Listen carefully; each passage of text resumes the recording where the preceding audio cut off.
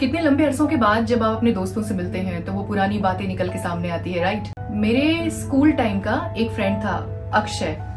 उसने बताया कि राजस्थान में एक गांव में वो किसी फ्रेंड की शादी में गया था। और शादियों में अक्सर ऐसा होता है कि शादी से एक नाइट पहले बंदौली, जो कि हमारे यहाँ की प्रथा है, लेडीज संगीत है एक तरीके का। लेडीज शादी से पहले डांस करती हैं, गाती हैं और पूरी रात जागती हैं, ऐसा कुछ सिस्टम होता है। एंड वो लेडी संगीत अटेंड करने के बाद काफ़ी लेट भी हो गया था, रात हो गई थी काफ़ी ज़्यादा, लगभग 1:30 बज रहे थे। तो उसे ऐसा लगा कि अब सुबह जल्दी जाना है तो मुझे चल के सोना चाहिए। जब वो अपने स्टे के लिए निकलने लगा तो ऑलरेडी रात के 1:30 बज गए थे। काला अंधेरा ऑलरेडी, और सर्दियों की रात, एंड पतली सी गलियां, सकरी सी, जिससे वो गुजरते हुए जा रहा था। डर तो उसे लग रहा था कि हाँ, उसे पता है इस घर में जाना है, बट रास्ते में चलते चलते कहीं ना कहीं उसके अंदर से ऐसा लग रहा था कि नहीं, कुछ चीज़ें थी जो उसे रोक रही थी। बट फिर भी इन चीज़ों को इग्नोर करके वो आगे बढ़ता रहा। रास्ते में, गली में डॉगीज मिले, वो काफ़ी भौंक रहे थे। पूरे रास्ते में लाइट भी नहीं थी, और कैसे कैसे वो करके वो उस घर में पहुंचा। तो फाइनली उसे मकान मिला, और मकान के अंदर जब उसने दरवाज़ा खोला तो सडन एक हवा का झोंका उसके पीछे से आया। अक्षय को कुछ फील हो रहा था कि यार ये नॉर्मल सी चीज़ नहीं है। उस हवा के झोंके की वजह से रूम के अंदर जो मोमबत्ती लगी हुई थी, जो भी लाइट थी, वो भी बुझ गई थी। लेकिन उसे फाइनली सोना था तो वो चला गया रूम के अंदर। गया, जाने के बाद उसे बेड मिला, मोबाइल का टॉर्च उसने ऑन किया, एंड उसके बाद उसने माचिस ढूंढ के वो मोमबत्ती जलाई, बेड पे लेट गया। लेटने के बाद 5-6 मिनट के बाद उसकी आंखें लग गई। आंख लगी, आधी नींद में था, या तो कह लो कि पूरी तरीके से वो सोया भी नहीं था। अचानक उसे कमरे की दूसरी ओर से कुछ तो आवाजें आ रही थी।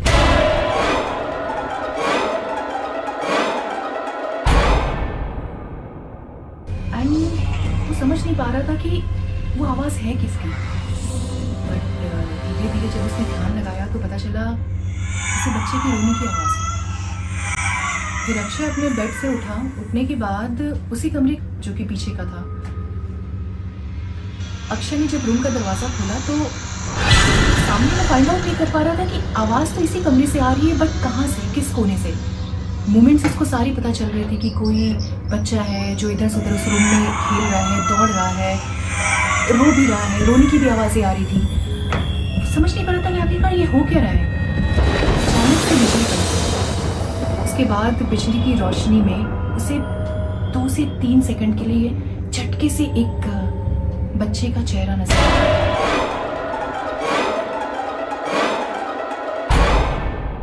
पहली बार तो वो देख करके उसे इग्नोर कर दिया, लेकिन वापस से उसने देखने की कोशिश की। समझ नहीं पा रहा था कि एक्चुअली उसके साथ हो क्या रहा है। फिर उसे लगा कि मोबाइल की लाइट ऑन करनी चाहिए। मोबाइल की लाइट ऑन करने के बाद जब सामने देखा कि एक बच्चा वाकई वहां खड़ा है, पूरा सफेद चेहरा, आंसू रोता हुआ, बाल बिखरे हुए, सिर पे ऑलरेडी चोट लगी हुई, भूखा सा। उसे नहीं समझ में आ रहा था कि बच्चा क्या, नीली आंखें बच्चे की, मतलब वो एक डिवाइन बच्चा भी था, लेकिन उसके तक पहुंचना बहुत मुश्किल था। अक्षय को समझ में नहीं आ रहा था कि उससे क्या बात करनी है, क्या करनी है, लेकिन वो सारी चीज़ों को महसूस कर रहा था। उसे डर भी कहीं लग रहा था, और इसी डर में अचानक से एक बार और बिजली कड़कती, उसका फ़ोन हाथ से छूट गया। कमरे में अंधेरा, और अचानक से जब वो फ़ोन उठाता है, वापस उस कमरे में वो ढूंढने की कोशिश करता है उस बच्चे को, तो वो बच्चा उसको नजर नहीं आता है।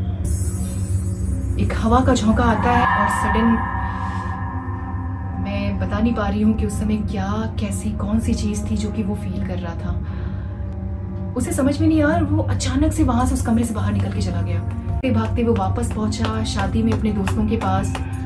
ढूंढते ढूंढते उसने बोला, अपने फ्रेंड को बताया कि मैं उस कमरे में गया था, वहाँ पर ऐसी ऐसी चीज़ें दिखी मुझे, किसी बच्चे की रोने की आवाज़ आ रही थी, बच्चा एक पल के लिए उसे नज़र आया, लेकिन वापस से अचानक गायब हो गया। तो ये सारे मोमेंट्स बताने के बाद उसके किसी दोस्त ने उससे फिर पूछा कि तू कहाँ, किस घर में गया था। और जब उसके दोस्त से पता चला तो अक्षय के होश उड़ गए। क्योंकि जिस कमरे में अक्षय ने स्टे किया था थोड़ी ही देर के लिए, एक्चुअली उस कमरे में तो उसे जाना ही नहीं था। वो तो एक हॉन्टेड घर था। बताया उसके फ्रेंड ने कि माँ उस घर के बारे में बहुत सारी बातें बताती है कि उस घर में एक कपल रहता था जिसके 2 बच्चे थे। एंड अचानक उस घर में एक दिन आग लग गई। आग लगने की वजह से बाद में उस घर को बस ऐसी गरीबों के रहने के लिए उसे थोड़ा सा रेनोवेट कर दिया गया था।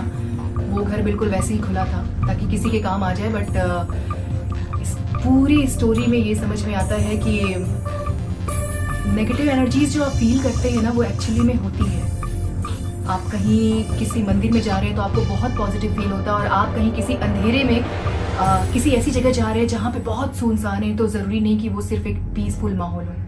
वहाँ पर भी आप नेगेटिव एनर्जीज फेस करते हो, और ये रियल है।